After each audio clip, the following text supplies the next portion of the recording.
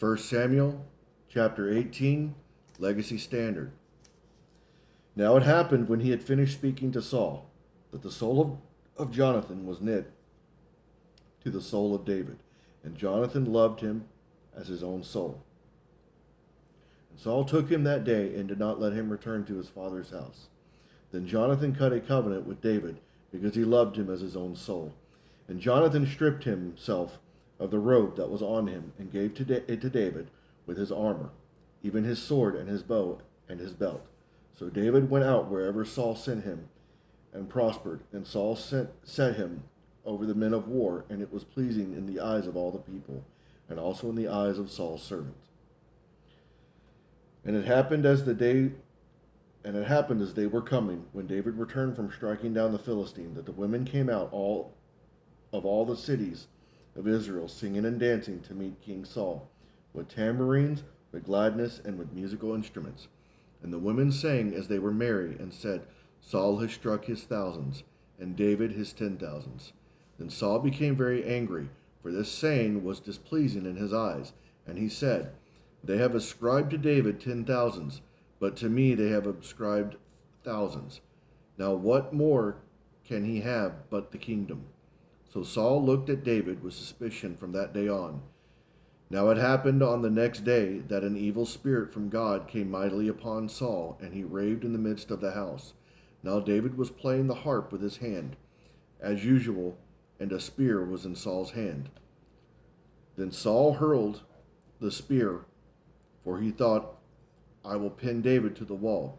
But David escaped from his presence twice. And Saul was afraid of David, for Yahweh was with him, and had turned away from Saul. Therefore Saul turned him away from his presence, and appointed him as his commander of 1,000, and he went out and came in before the people. And David was prospering in all his ways, and Yahweh was with him. Then Saul saw that he was prospering greatly, so he dreaded him. But all Israel and Judah loved David, for he went out and came in before them. Then Saul said to David, Here is my older daughter, Merab. I will give her to you as a wife. Only be a man of valor for me, and fight Yahweh's battles. For Saul thought, My hand shall not be against him, but let the hand of the Philistines be against him.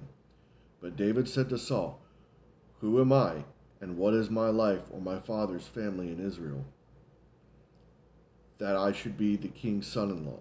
So it happened at the time when Merab, Saul's daughter, should have been given to David, that she was given to Adriel the Mahalathite as a wife. And Michal, Saul's daughter, loved David, so they told Saul, and the thing was right in his eyes. And Saul said, I will give her to him, that she may become a snare to him, and that the land of the Philistines may be against him. Therefore Saul said to David, For a second time, you may be my son-in-law today. Then Saul commanded his servants, Speak to David secretly, saying, Behold, the king delights in you, and all his servants love you. So now become the king's son-in-law. So Saul's servant spoke these words in David's hearing. But David said, It is trivial in your eyes to become the king's son-in-law, since I am a poor man and lightly esteemed. And the servants of Saul told him according to these words which David spoke. Saul then said, Thus you shall say to David, The king does not desire any dowry except 100 foreskins of the Philistines, to take vengeance on the king's enemies. Now Saul planned to make David fall by the hand of the Philistines. Then his servants told David these words, and it was right in the eyes of David to become the king's son-in-law. So before the days had expired, David rose up and went, he and his men, and struck down 200 men among the Philistines. Then David brought their foreskins, and they gave them in full number to the king, that he might become the king's son-in-law. So Saul gave him Michal, his daughter, as a wife. Then Saul saw and knew that Yahweh was with David, and that Michal, Saul's daughter, loved him.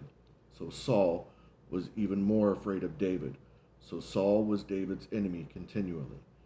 Then the commanders of the Philistines went out to battle, and it happened, as often as they went out, that David behaved himself more insightfully than all the servants of Saul.